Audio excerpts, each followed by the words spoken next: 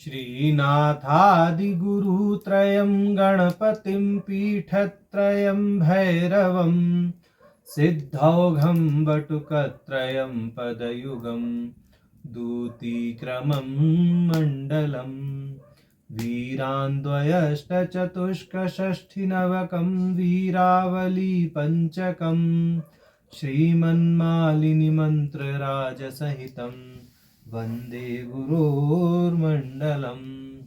नारायणी नमोस्तुते। शक्ति सूत्र के प्रारंभिक 3 सूत्र हो गए थे। अब क्रमशः हमें चौथा सूत्र प्राप्त है। तीसरे सूत्र में ग्राह्य ग्राहक भेद से जो है विश्व की नाना रूपता को बताया गया था। अब ये कह रहे हैं कि जो संकुचित आत्मा व्यष्टि चेतन है, प्रकारांतर से व्यक्ति या जीव की बात कर रहे हैं, कि वह भी संकुचित रूप से विश्वमय है। जो परम शिव है वह तो विश्वमय है ही। यह सकल जगत जो है, जो उन्होंने अपनी भित्ति पर उद्भासित किया है, प्रतिबिंबित किया है, उसी प्रकार जो व्यष्टिगत चेतन है, उस व्यष्टिगत चेतन की भी विश्वमयता यहाँ बताई गई है। तो कहते हैं चिति संकोचात्मा चेतनोऽपि संकुचित विश्वमयः। अर्थ है इसका, वह चेतन भी, माने जो व्यष्टि चेतन है उसकी बात कर रहे हैं, जिसमें चिति संकुचित हो गई है, संकुचित रूप से विश्वमय ही है। तो इस दृष्टि से शिव और जीव, शिव का अर्थ यहाँ परम शिव, शिव और जीव, इनकी समानता को बता दिया गया है कि जिस प्रकार परम शिव विश्वमय है, उसी प्रकार व्यष्टिगत चेतन भी विश्वमय है। अब यहाँ पर ये कहेंगे कि जो सदाशिव हैं उनके अंदर विश्व अस्फुटित रूप से रहता है।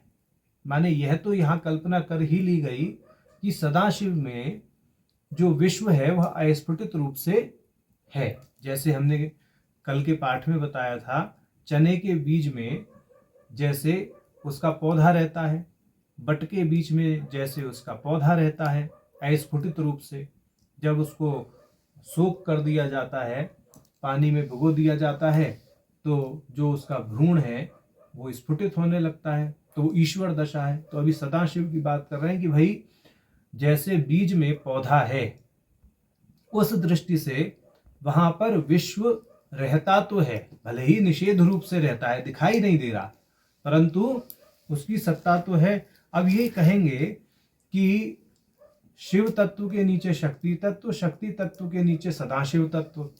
तो ये तो शक्ति तत्व और सदाशिव तत्व के जो क्रमिक धारा है, उसमें ये बताएंगे कि शक्ति तत्व और सदाशिव तत्व के बीच में एक अवस्था है जिसे अनाश्रित शिव कहते हैं। उस अनाश्रित शिव में एक विशेषता यह है कि वहां पर विश्व का भेद नहीं है। अहम इदम जो है, जैसे शिव शक्ति के स्तर पर बिल्कुल भी भेद नहीं रखते, विशुद्ध अहम विशुद्ध इदम एक दूसरे के साथ में एक रूप होकर के ही रहते हैं। मतलब वहां मात्र प्रकाश है और प्रकाश के अतिरिक्त तो कुछ नहीं है, ठीक। परंतु सदाशिव में अहम इदम का अस्फुटित भेद हो जाता है, अस्फुटित रूप से रहते हैं, जैसे चने के बीज में पौधा। तो कहते हैं कि शक्ति तत्व और सदाशिव तत्व के बीच में एक अवस्था है, जो कि वास्तव में तत्व न होकर के अवस्था मात्र है, प्रमाता की अवस्था मानिए चाहे तो उसको अनाश्रित शिव कहते हैं।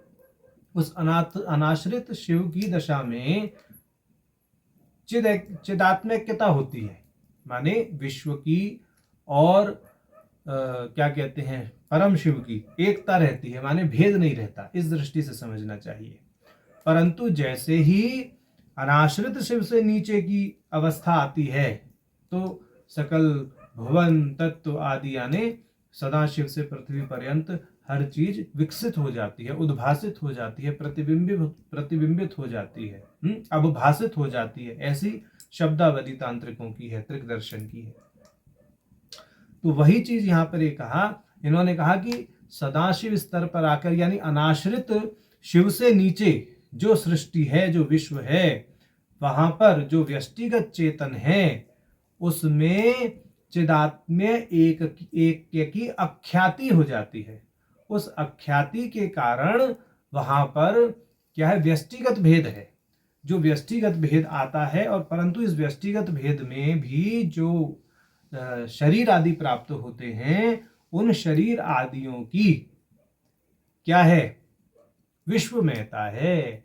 उनकी विश्वमयता उसी प्रकार है जैसे परम शिव की विश्वमयता है, यानी वह जगत से अभिन्न होकर के अभिव्यक्त हो रहे हैं, माने जगत बन करके जगत के साथ में युगपत रूप से अभिव्यक्त हो रहे हैं। जगत की अभिव्यक्ति और उनकी स्थिति में प्राय कोई भेद नहीं है, ऐसा तांत्रिक मानते हैं। मतलब जगत उनसे अभिन्न है। तो उसी दृष्टि से यहां पर व्यष्टिगत चेतन के विषय में भी समझना चाहिए। व्यष्टिगत चेतन की उत्पत्ति क्यों हो गई? व्यष्टिगत चेतन की उत्पत्ति परम शिव के स्वातंत्र से उल्लसित जो माया और उसके कंचुक हैं, जो त्रिविध मल हैं, उनके कारण होती है।